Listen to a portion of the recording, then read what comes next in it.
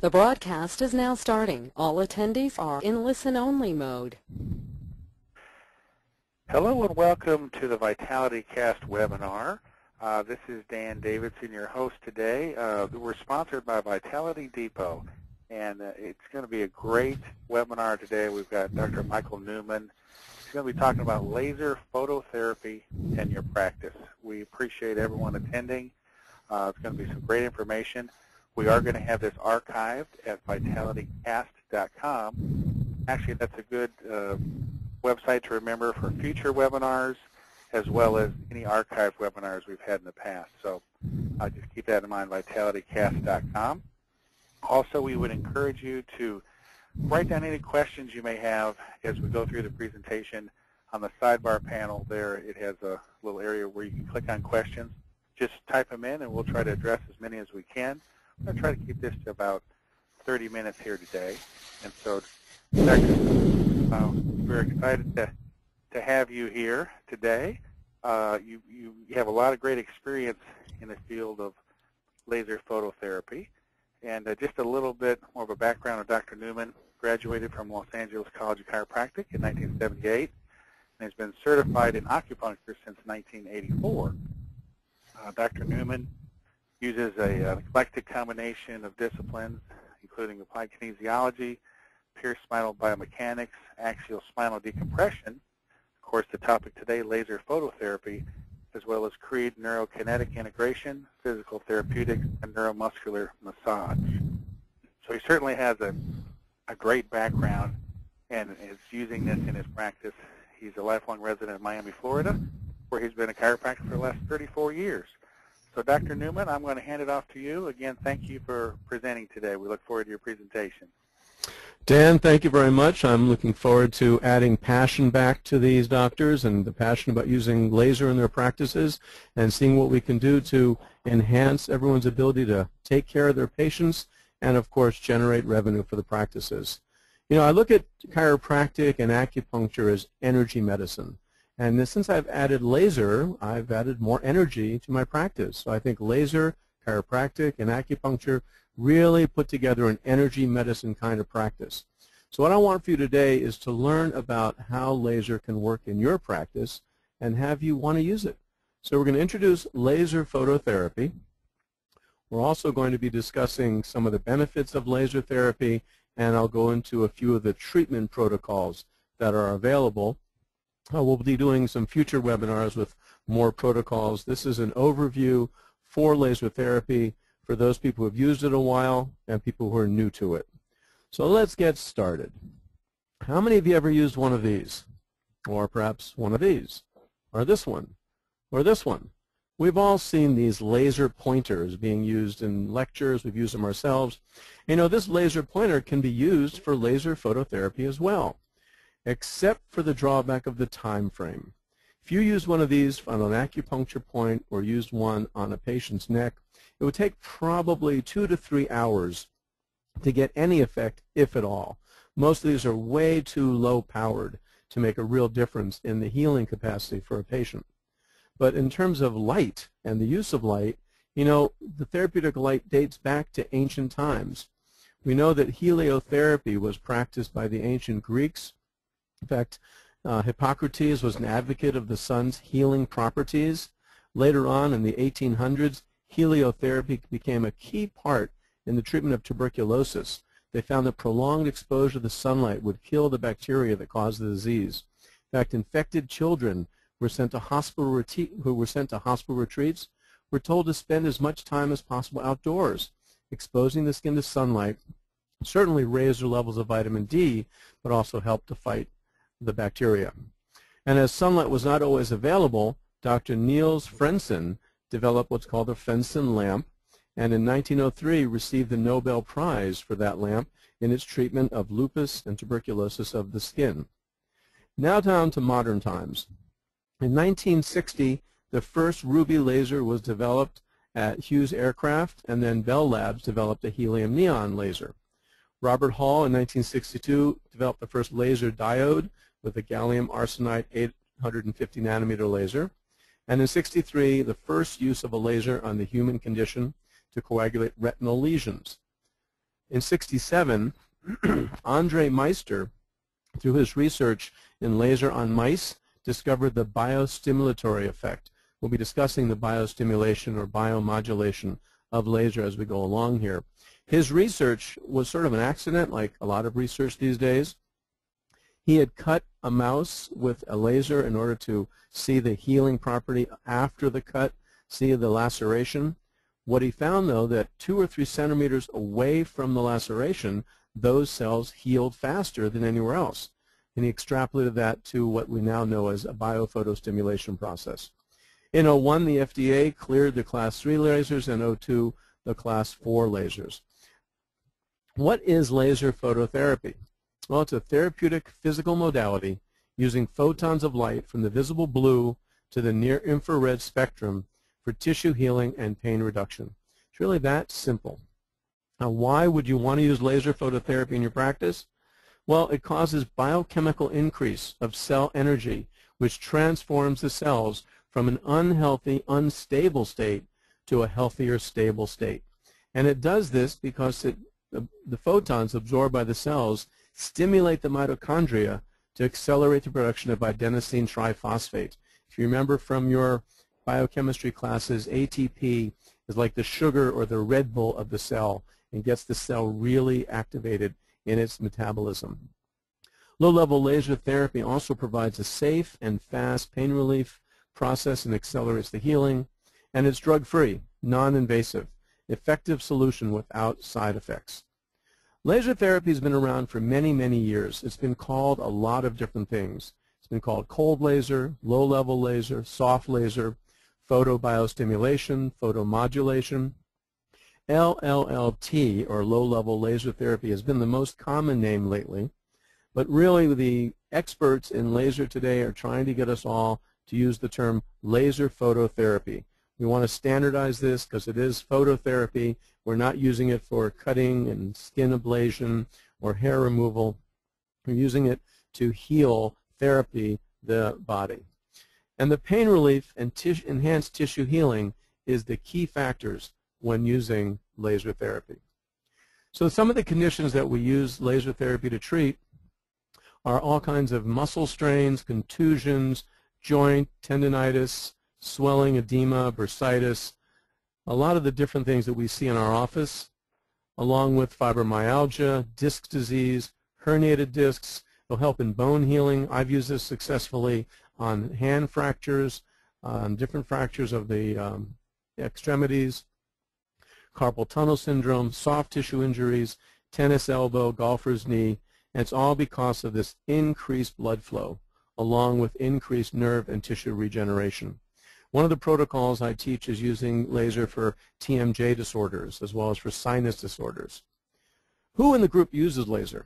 You don't have to raise your hand since I really can't see you, but if you do use laser today, you are in with a very esteemed group of people because it's being used at Harvard Medical.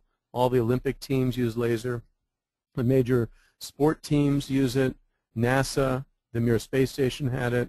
The Navy SEALs Medical Corps uses it, as well as the Nuclear Submarine Medical Corps. So you got to know that it's safe. Even though it's safe, we must talk about the contraindications. First one is, of course, pregnancy, and mainly because pregnancy contraindicates everything. Now, I can use laser, so can you, on the extremities, neck, shoulders, even the sacrum of a pregnant patient. But you don't use it over the uterus where you might possibly expose the fetus eyes to the laser. So steer clear of the pregnant fetus, but you can use it on extremities of pregnant patients. Carcinoma, of course, if you're increasing cellular metabolism, you don't want to do that with cancer or when they have a fever or for infections or with hemorrhage. So be careful in those areas. Make sure you're not exposing laser light to fever, infections, or cancer. How you can benefit from it? Well, we know that laser is pretty well accepted. So you can increase the number of ways to help patients in your practice. I know I like to help my patients with as much as I can. That's why I do all the different things I do in the office. Well, here's a way for you to be able to help patients using a very simple yet effective modality. Patients will be asking if their conditions that you're treating them for can be helped with laser. It's also well accepted in society. People know that dentists use laser, surgeons, laser hair removal. There's lots of places that people are familiar with laser. And you'll get new referral sources. Medical offices that never referred for chiropractic are now referring for laser therapy. Think of it as adding a coffee bar, adding something else to your practice that you can generate income, but more important, you can help your patients. Also, you can do laser acupuncture. We'll discuss that a little further on in the program. Right now, let's talk about what laser and light have in common. Laser is specifically different from a light bulb in that it has coherence. It has order, synchronicity. It's like a troop of soldiers marching along coherently. But when those soldiers are told to disperse, you end up with a non-coherent, omnidirectional stream of soldiers. Same thing with a light bulb. The light goes everywhere. Light carries energy and momentum, and the synchronicity, the coherent and unidirectionalness of laser adds to more energy. Power, in terms of laser light, is measured in watts or milliwatts. A higher output power means a certain desired dose is more quickly reached because energy is power multiplied by time. So power times time is what joules are. We'll talk about that in the next slide. How about, let's get back to physics. We're looking at the wavelengths and the light spectrum, everything from the gamma rays all the way to the long radio waves. And right here in the middle we have our UV and we have our infrared and we have our visible spectrum. Most of the lasers in today's market run from about 600 nanometers up to about 1,000 nanometers. The 1,000, obviously, the 900 is in the near infrared range.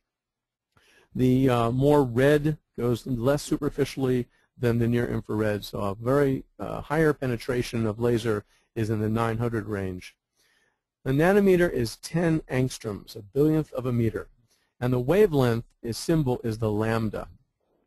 So we're talking about power, we're talking about wavelength, we're talking about time. We're also talking about the patient's availability to receive the laser. So the penetration is based on those 4 items.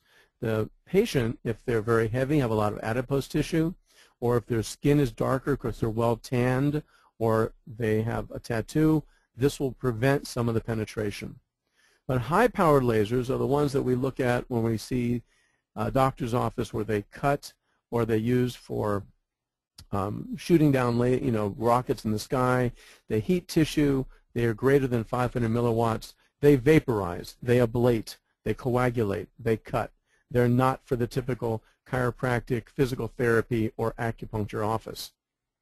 These are used by surgeons, dentists, and dermatologists. They're used for laser hair removal. You've all heard of the Laser Spine Institute. They're using cutting lasers for their procedures.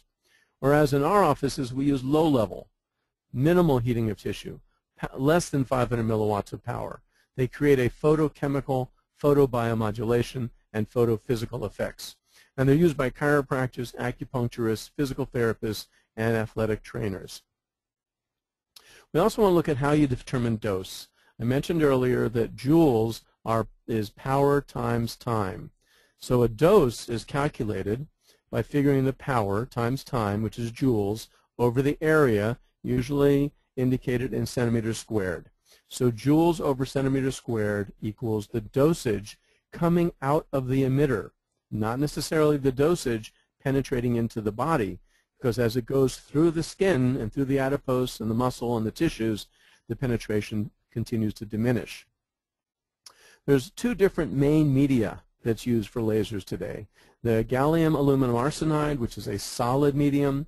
It's pretty inexpensive. It's used in most of your continuous wave lasers. The one that I like to use, the 808 nanometer, is a continuous wave gallium aluminum arsenide. The other laser that's highly used on the market is the gallium arsenide. It's the superpulsed. It has a deeper penetration than the helium neon or the gallium aluminum arsenide because of a much higher peak power and a longer wavelength. That is that 904 nanometer. We're looking at here, we see on the far right the multi probe, this superpulsed. It has 4 emitters on it. The center one is a continuous wave, and the one on the left is also continuous wave. Let's take a look at this from a schematic point of view. We're looking at light quantum absorption. That causes a primary photophysical and or a photochemical reaction, which then causes the membrane transportation of energy and a rise in the potential cellular energy, which causes the formation of physiologically active compounds in the tissue, launching a neurohormonal reaction and urgent adaptation processes, which then develop a final photobiological effect and long-term adaptation. This is why laser can be used in so many different types of problems, different types of maladies. A lot of people have asked me to explain the classifications of lasers. What is class 1, 2, 3, 3B, and 4? A lot of the marketing and the sales people out there talk about class 4 as being the best, the only one to get. You have to have class 4 if you have any kind of laser. Well, hopefully at the end of this slide you'll see there's some choices in reference to the classes. Well, class 1 doesn't cause any harm. You see it's 0.5 milliwatts. It's pretty light. You're not going to get a lot of damage with a class 1. Class 1A is really based on the kind of laser that you're not going to look at. The supermarket scanner, the lasers that are used for all kinds of industrial uses. The 2 will cause a blink reflex, so the classification here is a 2. Now let me just say the classification was developed by the FDA strictly as a way to determine eye damage, safety to the eye, what's going to hurt the eye, what's not going to hurt the eye. The 1 through 4 has nothing to do with the effectiveness of a laser. It only has to do with the danger to the patient. A 3A is usually the laser pointer kind of laser. It does cause a eye damage, prolonged exposure, and there are limited controls. They don't shine it in anywhere where it can get into someone's eye. 3B is a moderately powered laser used for therapy.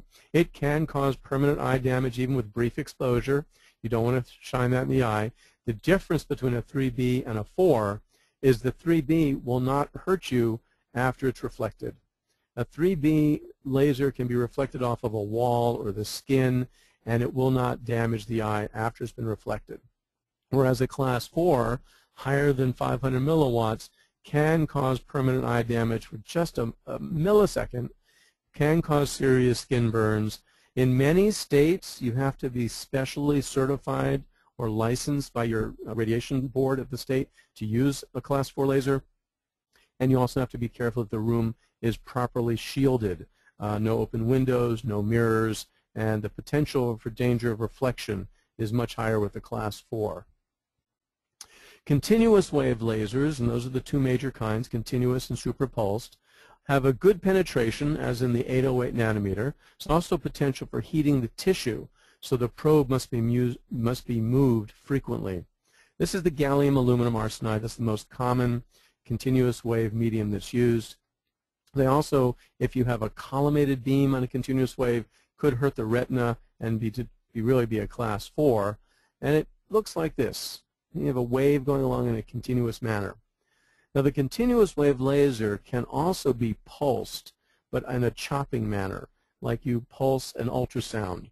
It's a cutting of the beam by turning it on and off, which basically changes the dose and reduces the power by almost 50% when you chop the laser beam. The difference between the mechanical pulse and the super pulse is that super pulse delivered a rapid series of high-powered impulses, much like a camera flash. Flashes real quickly. It goes 100 to 200 nanoseconds. It delivers a high-powered burst of energy into the area. These are usually the gallium arsenide lasers that are the super pulsed. The associated thermal effects are only registered to the actual target site, and they don't spread to the surrounding tissues like in the continuous wave. Therefore, you have a low-level average power, but a very high peak power. The super pulse looks like I said before, a camera flash, flashing off and giving a high amount of energy into the tissue. So with super pulse technology, you have a high depth of penetration with low thermal influence. And here's a depiction of the relative depths of penetration. A helium neon laser, 632.8 nanometers, goes through the skin into the subcutaneous adipose, and that's about it. Maybe a little bit of the fascia if it's real close to the skin. The gallium aluminum arsenide, up to the 890 nanometer, goes deeper, goes further, but the best penetration comes with the gallium arsenide, the 904, because it really gets much deeper into the skin and through the muscle. And again, depending how close the tissue is to the skin, a shoulder, an elbow, a wrist, cervical spine, lumbar spine, you can really affect a lot of the tissues between the skin and the bone. Remember, when using laser, you're affecting the blood. There's a process called hemophototherapy. We actually irradiate blood cells to help the rest of the body. You hit everything between the skin and the bone. It's not just stopping at the bone, you're affecting all parts.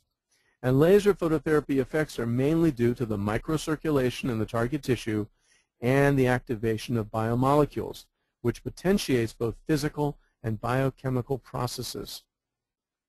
You'll see in the depth of penetration that the 660, or visible red light, goes through the skin to the subcutaneous adipose, whereas a 905, a near-infrared, or 904 near-infrared light, which is not seen, which is why it can be dangerous. You don't have a light that you're seeing with a 904. It does go deeper into the bone and muscle and can cause much greater benefit to places deeper into the spine. How many of you use spinal decompression? I find that laser therapy along with spinal decompression is really helpful for people with serious disc disease. I treat a lot of cervical and lumbar discs. When you're dealing with a cervical disc, some of the protocols, you want to aim for the brachial plexus, because that's where you're going to help reduce the inflammation and the pain that a patient may have going down the arm. So you can laser along the shoulder between the nape of the neck and the acromion process in order to hit the brachial plexus, the nerves. I've used this a lot with patients with cervical disc problems, and the pain goes away within 5 to 10 minutes. It does come back because it's an ongoing treatment. You need 10 to 12 sessions with laser to make a longer-term effect. But for that patient who comes in late in the afternoon, you don't have an X-ray, you don't want to adjust them for fear you're going to hurt them, you can use laser, help them out of pain, do your diagnostics, get your MRI, and be able to see what you have to do with them. Here's a patient being treated for cervical disc. After we do the center of the spine, we move to the right, to the left, to the arm, so as to cover all of the areas. I mentioned earlier about laser acupuncture. There's a principle in acupuncture called circle the dragon. Many of you may be familiar with that. You find the area of pain and you circle the area with your needles. Same principle applies with laser, and with the continuous wave probe from the Iradia laser company, they have an acupuncture adapter that you can collimate the beam and treat acupuncture. I had some great success with patients using laser acupuncture. One patient came to me last year. Her baby was in breech position. She was 7 months pregnant. After 2 weeks of laser acupuncture and, of course, chiropractic adjustments, the baby turned and she had a normal vaginal birth, a beautiful little boy, and he was very, very happy not to have a C-section. How about lumbar disc disease? I know we all see it in our practices. Again, laser therapy will deflame the irritated nerves and surrounding tissues. If you put the patient a little bit into flexion, and not too much, because if you understand disc disease, flexion is really contraindicated. But if you put the patient to a little bit of flexion and separate the spinous processes, you can get down into the nerve root much better using laser therapy. So a question I always get with laser and when I do these talks is concerning the fee structure. How do you get paid for this? Well, most insurances do not cover laser therapy. Now, the exception to that rule is I have had some PIP carriers cover laser for patients after I explained why I'm using it to them. The patient I mentioned with the hand fracture was in a car accident. The airbag fractured his metacarpal. I used laser. The insurance company approved it.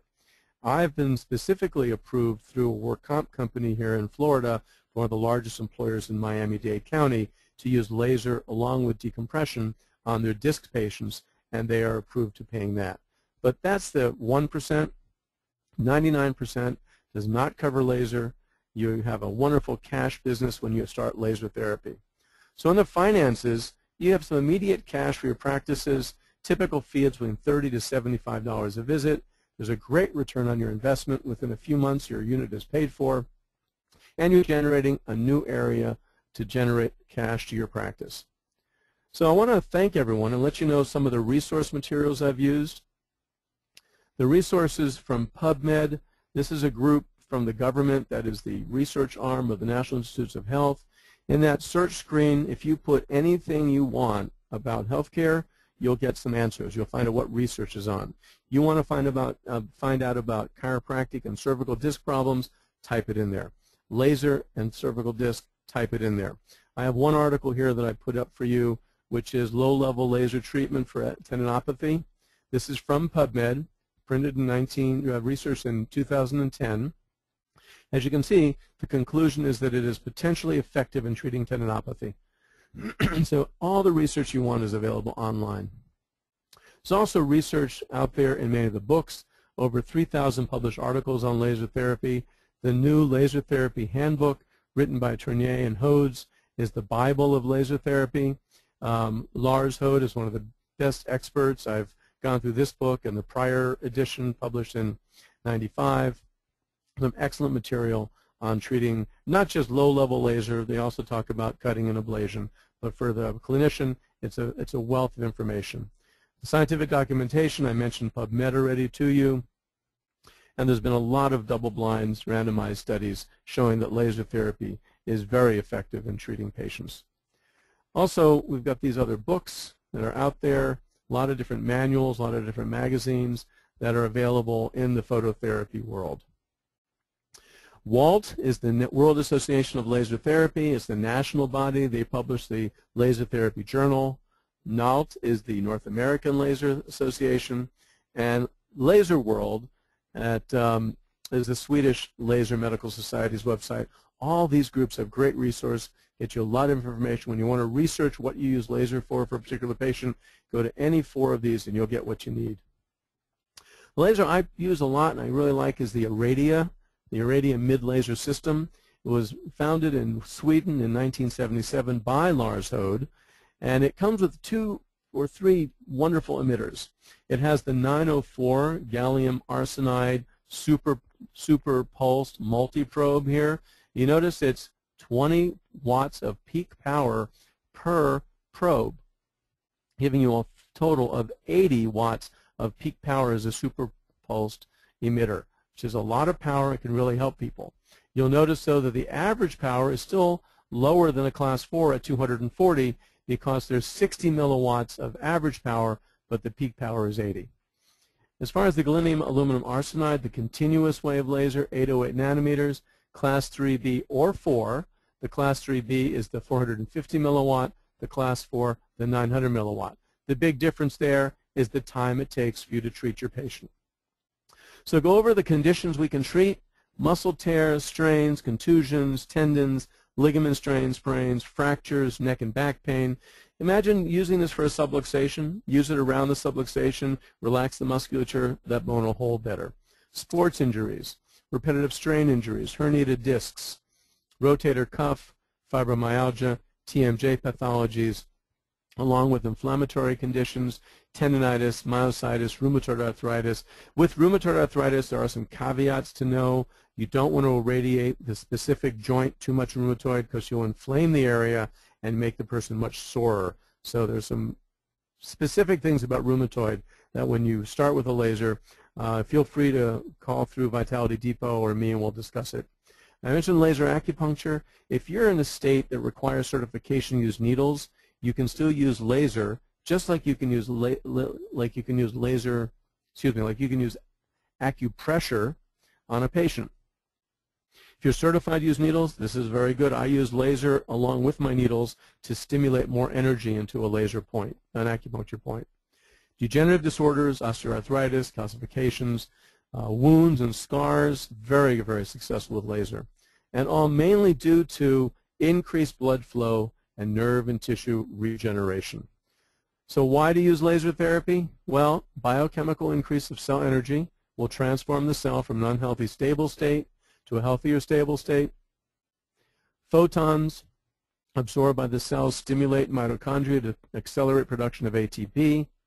Low-level laser therapy provides little dyslexia, sorry guys and gals, safe, fast pain relief, and accelerates healing.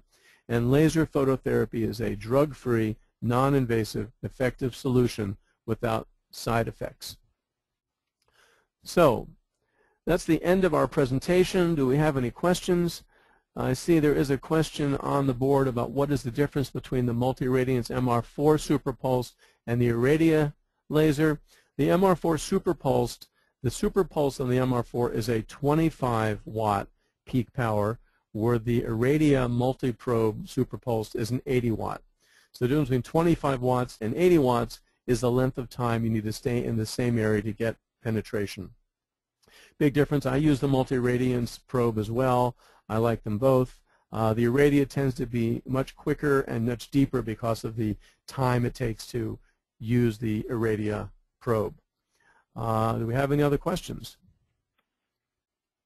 Dr. Newman, I want to welcome to the call Dr. Mark Mandel, the president of Vitality Depot. How you doing there, Mark? Terrific. Dr. Newman, thank you again for speaking out. You know, as much as I know about lasers, and every time I hear you speak, it's always something new when you talk about it. So I appreciate that. Well, thank you, Mark. Dr. Mandel, thank you very much. So I'm going to ask Dan if you can take us to the vitalitylasers.com website, which is an additional resource for our folks. Yes. We're going to do that here. And we also have a guide on what you should not know about lasers, as opposed to what you should know about lasers. Provide some support, because I know there's there's a lot of good and bad information out there, and Dr. Newman really helps walk our way through the process of what's the correct information and how to discern it. So I hope that's helpful, because we want to make sure everybody gets the right laser. It's a big investment, and we want to make sure it's what they're going to need for their purposes. So what you can see up here is the vitalitylasers.com website. It shows some of the basic lasers, but also has some additional information along with the clinical benefits, the brochure we offer, and just some videos that you can take a look at. But we want to make sure that you've got the information you guys need to take a look at which is the right laser for you. So anyway, that is me holding the two laser probes. We got a good glossary and an FAQ section. A lot of good information at vitalitylasers.com. Dr. Newman, the most popular question we get is, what are the advantages of, or are there advantages of having a laser and an LED in combination? Or are there some disadvantages to that? Well, the LED is simply a light source, a light-emitting diode. You'll also see SLDs, superluminous diodes. Those are high-intensity lights. Unfortunately, they're not coherent. They're not one wavelength. They're not one color. They tend to be omnidirectional and non-synchronized, non-coherent. You will get an effect. You know, we've been using infrared lamps in treatment of problems for years and years and years. An infrared lamp will warm up the tissue, will certainly warm up the skin, the subcutaneous adipose, but will it go deep into a meniscus? Will it go deep into the disc? Will it help a tendinopathy? Probably not as much as laser. Okay. I trust that answers for you? It does. It does. We're going to open the floor if there's any other questions. I think, let's see here. I think we're all set there. And so again, Dr. Newman, thank you so much for your great presentation. Oh, thank you for allowing me to do it. I really enjoyed it.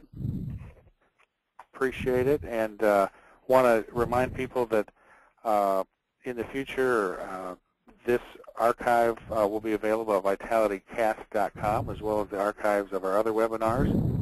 And it's also a place where you can see our upcoming. We're going to be doing clinical education webinars every Wednesday through the end of the year. A lot of great topics coming up.